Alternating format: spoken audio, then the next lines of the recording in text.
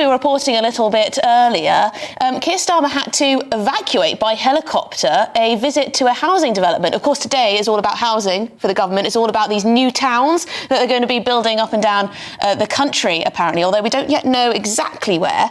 I don't believe these new towns are going to appear or how much they're going to cost. But anyway, the farmers turned up at what should have been a meet and greet and a nice announcement at a housing development, and they honked their horns and he had to scarper. So we can see on our screen some of these tractors that popped up just outside Milton Keynes, perhaps the most famous new town, or I suppose we should say new city now. But shall we get reaction now from the Labour Member of Parliament for Bracknell, Peter Swallow. Peter, thanks for being with us this afternoon. It seems that the Prime Minister's announcement has gone a bit off kilter.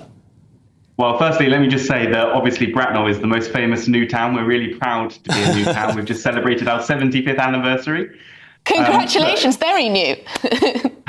Well, yes, we're an old new town, and we're really proud of that. And the fantastic opportunities that being a new town has delivered for people in Bracknell, access to green spaces, integrated transport. We have our issues, as all new towns do, but we really are a success story, and we prove why we need more new towns. And that's why I'm so delighted that the government's cracking on with its plans, and why it's so great that we've had over 100 applications for new towns come in. We will talk more about the new towns, of course we will, because the new towns is the story of the day from the government. But just on Keir Starmer having to essentially evacuate a housing development visit because farmers turned up with their protest and their tractors. I mean, can Keir Starmer continue to ignore this issue? I don't think he's ignoring it at all. Look, it's a fantastic... Well, he didn't speak to them, did he? It's a fantastic... reality of our democracy that we have protesters making their case in this exciting and eye-catching way. I think it's really good that we've got we are a country that allows for peaceful protests to go on really important issues. Obviously, I'm excited to talk about new towns.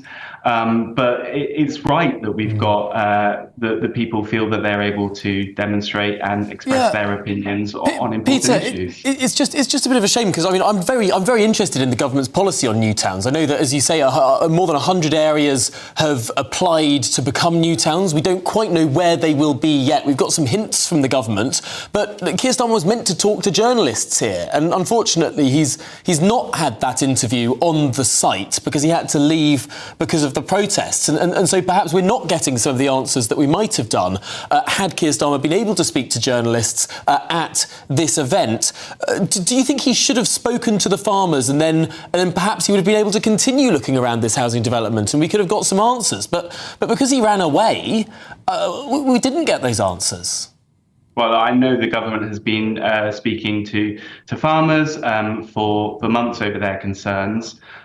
Today was about and is about our plan for new towns, and it's really important that the government has been able to put forward some new details today. There's much more to come, though, and you'll know that this is something that's going to be looked at as part of the spending review in terms of the funding commitments. I know that was something that you mentioned in your intro. So, look, there'll be plenty of opportunities to question the government, I'm sure. I must say, Peter, I was at I was reporting from the Whitehall protest where the hundreds of tractors appeared on Monday, and there were a lot of Conservatives, a lot of Reform. I didn't see one Labour MP, I don't think. Not really talking to the protesters. I know that my colleagues, particularly those in rural communities, have been meeting with farmers in their constituency, have been engaging really closely with them. I have to say, as a new town, Bracknell doesn't have any farms in my neck of the woods, but I know it's something that we have been working on. We've been highlighting, for example, mental health in farmers just this week in Parliament, and it's really important that we do that. Look, with our policy on land use framework and our commitments to making sure that we support food security in the UK, there are lots of issues that we need to be working with farmers on. And I know that the government is keen to listen and engage, including on areas where there is perhaps less agreement, because that's what a responsible government does. OK, when it comes to these new towns, we're learning that they'll start to be built by the end of this Parliament. That's 4 years away. I mean, the rhetoric in the general election is that there's a housing crisis now. There's an emergency, really, in this country. People we've got record homelessness, for one. We've got people giving out more than half of their salaries in rent to be able to, frankly, have a roof over their heads. This is a national emergency, and yet we're waiting for spending reviews. We're not going to learn where these new towns are. I mean, it's going to be more than a year on from the general election until we learn where these towns are, let alone the plans being submitted. There won't be spades in the ground until the end of this Parliament. Is the government acting with the urgency that they suggested was necessary on this issue? Look, everyone will always want to go further and faster, but what I will say is, when you're building a new town, you're not just popping some extra houses in place, you're building whole communities. And it is important that we take the time to get that right, to make sure that we learn from success stories like Bracknell. We also learn where perhaps we could improve on the next generation of new towns. And alongside that, the government has immediately got rolled up its sleeves and got stuck in with unlocking some of the housing that is already in the planning system but that's become stuck.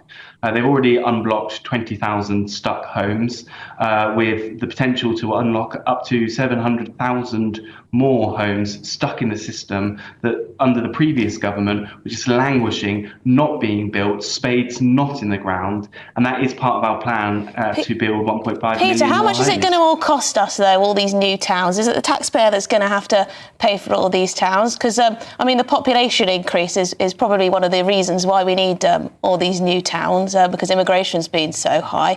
So how much is it going to cost us? Well, building new towns is a sure way to get growth.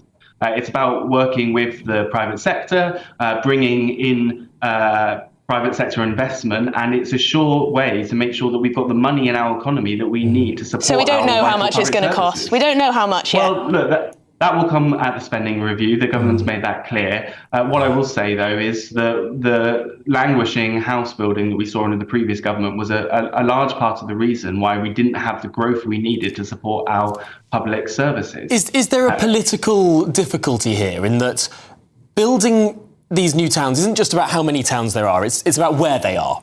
And these can generate a lot of money for the taxpayer if they're built, frankly, in the southeast of England. If they're built in the north of England, they might actually cost more to build than they can sell for. So is there a risk here that politically the Chancellor might want to throw one or two new towns in an area where they're actually not going to generate any money because there isn't the same sort of housing crisis that we see in the south of England? Is there a risk that we're going to get some sort of political designations that aren't chosen for economic reasons? Or is this going to be a hard-headed economic calculation? Can you make a commitment that every new town built will actually raise money rather than costing money? The government's been clear that it sees its New Towns programme as a vehicle for economic growth. And look, I have to say, I don't have quite as pessimistic a view as you do about the north of England. I think that there are areas in the north of England which are absolutely driving that growth.